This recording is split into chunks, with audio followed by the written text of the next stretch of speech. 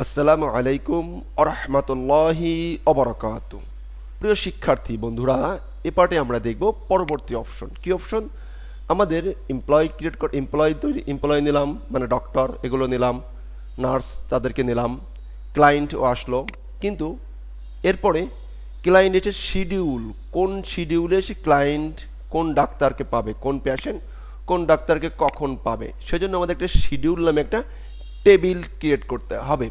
মানে এই doctor 9টা two 5টা, 5টা টু 8টা কখন কে দেখবে, সেজন্য আমাদেরকে একটা শিডিউল রেডি করতে রাখতে হবে।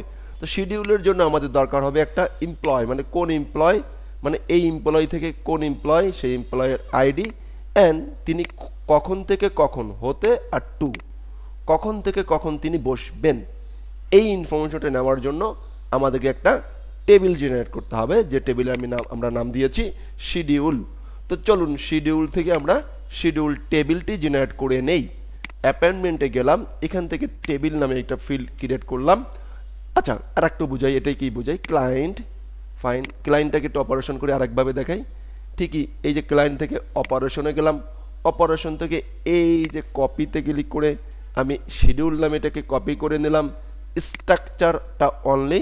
এবার আমরা গো বাটনে ক্লিক করলাম, যাতে করে আমাদেরকে এই যে প্রাইমারি কি এই সমস্ত কিছু না নিতে হয়, বা দেখানোর চেষ্টা করতেছি।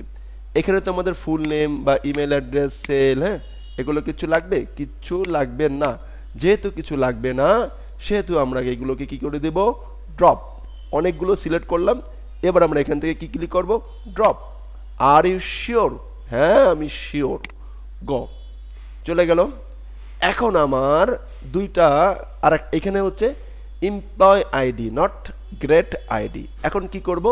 চেঞ্জ ইভেন্ট মেনুতে ক্লিক করব, চেঞ্জ অপশন আসবে, এখান থেকে আমরা লিখে দিব EMP, employ ID.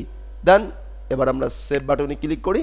Employ ID ও চেঞ্জ হয় না, ইএমপি লিখি নাই, আবার চেঞ্জে গেলাম, ইএমপি, সেভ হয়ে গেল।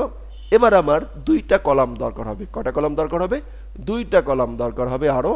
দ্যাটস ওয়াই আমি এখান থেকে 2 ক্লিক করলাম, অ্যান্ড আফটার এমপ্লয় আইডির নিচে হবে তাহা চিনিয়ে দিলাম, অ্যান্ড গোতে ক্লিক করলাম। এখন আমি লিখি কি,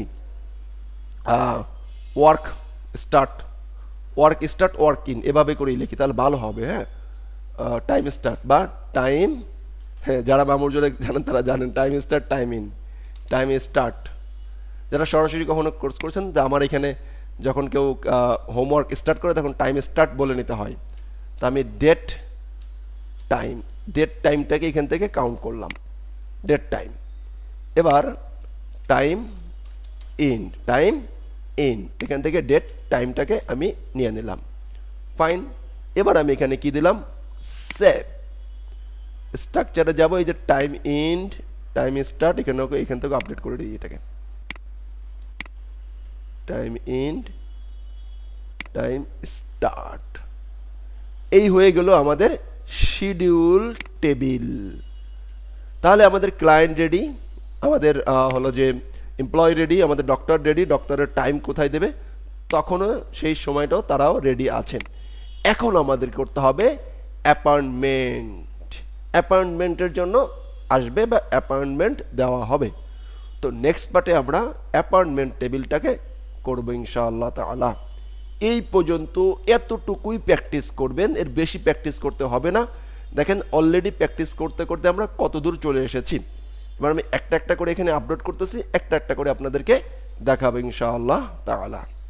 আসসালামু আলাইকুম ওয়া রাহমাতুল্লাহি ওয়া বারাকাতুহু।